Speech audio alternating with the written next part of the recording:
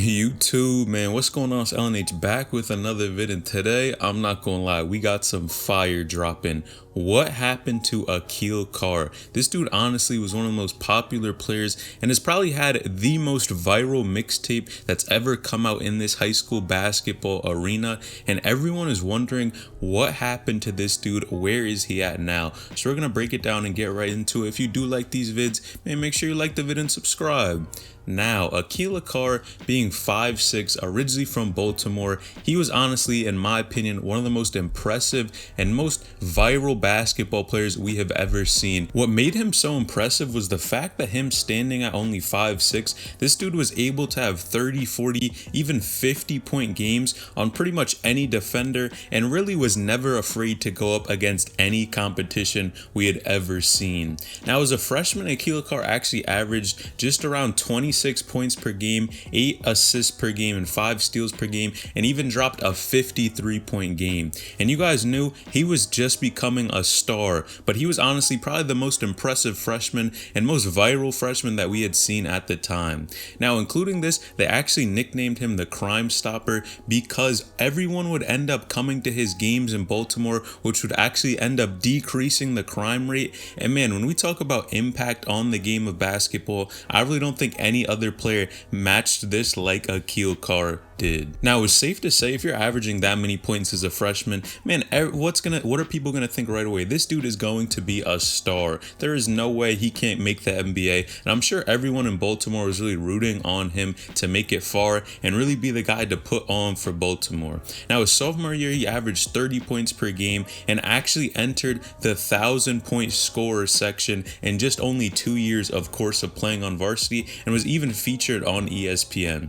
Now, you guys know, even if you're a freshman and you're able to average that many amount of points, 26, but come as a sophomore, outdo what you did before, average 30, and really dominate everyone there and all the competition. Being so young, man, there was no doubt this dude's career was destined for greatness. Now, Aquille Carr even ended up having a 53-point game, and I gotta be honest, some people just have a nick for being able to score the basketball, and Aquille was clearly that guy. You guys know some people can just score the ball and put the ball in the basket, and man, he had no issue going up against top-ranked players, all of these guys who were ranked very highly, and man, he just went head-to-head and would kill every single one of them. Now, with putting up those type of numbers, you know for sure he's going to have interest from a number of different colleges, as well as maybe even overseas. You guys see the younger dudes by now get offered from these other leagues, the NBL, overseas, maybe in China, or even the NBA G League all the time. But in Aquille's case, he actually ended up playing for a USA junior team who actually ended up playing in Italy, where this dude averaged 40 points per game and was actually even offered a contract from Italy that was worth $750K. Now, I'm gonna be honest, if I was in this dude's situation, I would have taken that right away. That type of money, and especially him being from Baltimore, man, odds are he is really looking to make money, try to get his name out there, try to get to the league as fast as possible, and put something in his pocket. And definitely $750K was nothing like anyone else was ever offered. The majority of people nowadays never get these type of contracts, so him being one of these guys, first and foremost, to have the talent, but even be able to show it on a national schedule and then offer this type of contract was insane. But you guys won't guess what happened next. Now, Aquille Carr actually ended up declining the offer, and it's really unclear exactly why. Most likely he had his eyes on the NBA or trying to get farther, even making more money. He thought maybe if he doesn't take this deal, continues to work hard, work on his game, improve, man, he'll be able to make the NBA where he's making millions. But unfortunately, that did not happen. Now, soon after, Aquille Carr was actually arrested for assault with a $50K bond.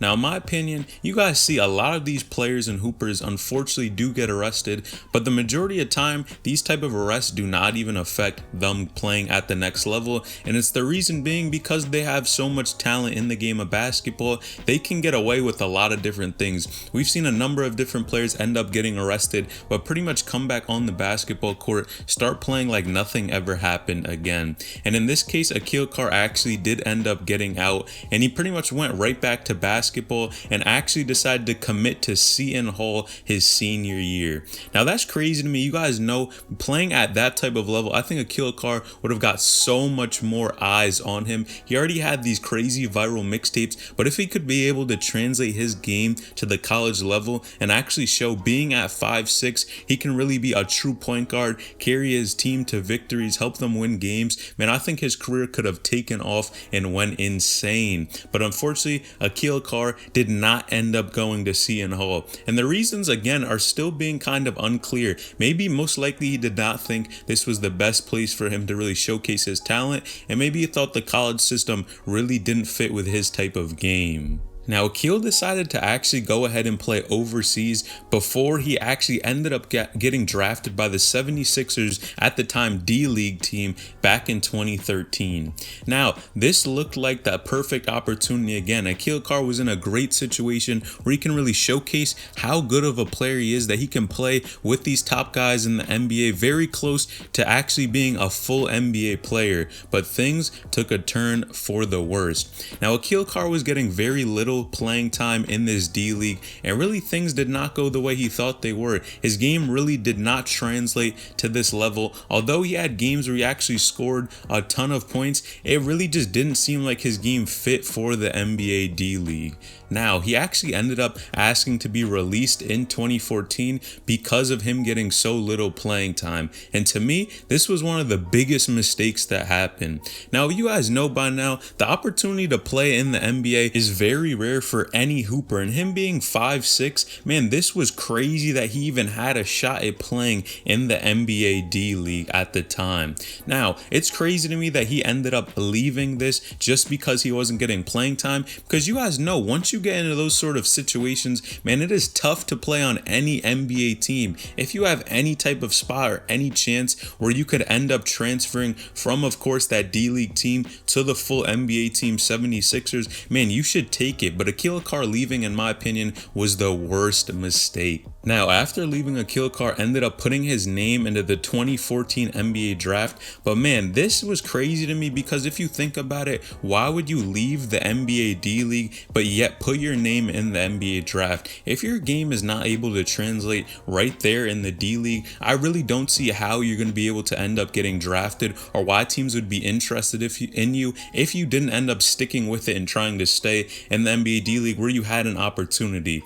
Now, most likely this could have been the real reason he left, was because, of course, you can make more overseas than you can in the G League, or back then the D League. And the reason being, yes, overseas teams do end up paying players a lot more than the G League, but the opportunity to make the NBA is way stronger when you're in the type of league that he was in. But unfortunately, yes, he did end up leaving, and unfortunately ended up going undrafted. Now, safe to say, I think his opportunity here to make the NBA for sure was at the toughest point it's been. If you've been in the NBA D League at one point, then went undrafted, man, what's the next place you gotta go? And he decided to play overseas. Now, he actually ended up playing in Canada as well as Cyprus, but he ended up playing very well on the court, but yet he had problems off the court once again, and actually ended up getting suspended multiple times from some of these teams.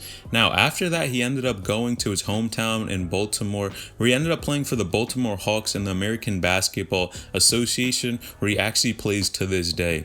Now, if you've seen Aquille Carr, he's been featured on Ball Is Life and a number of these other channels, even played with Devonta Friga. And man, the thing is, I think this dude has so much talent still to this day, but the fact of his height, I think, was one of the biggest things that held him back, as well as just certain moves that he made in his NBA career. Like I said, if you have a shot at making the NBA, man, you have to stay there, tough it through, and continue to work on your game until you get an opportunity to shine. But unfortunately, that didn't happen for his career, and we will never know again if he would have stayed or even went to college, how his career would have turned out. Now, being only 5'6" with a 48-inch vert, I think Aquille Carr was the most exciting player to watch in basketball, in high school basketball, that we've ever come across. But I'm curious what you guys think about this story. Let me know in the comments down below. What do you think went wrong in his career and why we don't see this dude in the NBA? Should we really take him seriously? And do you think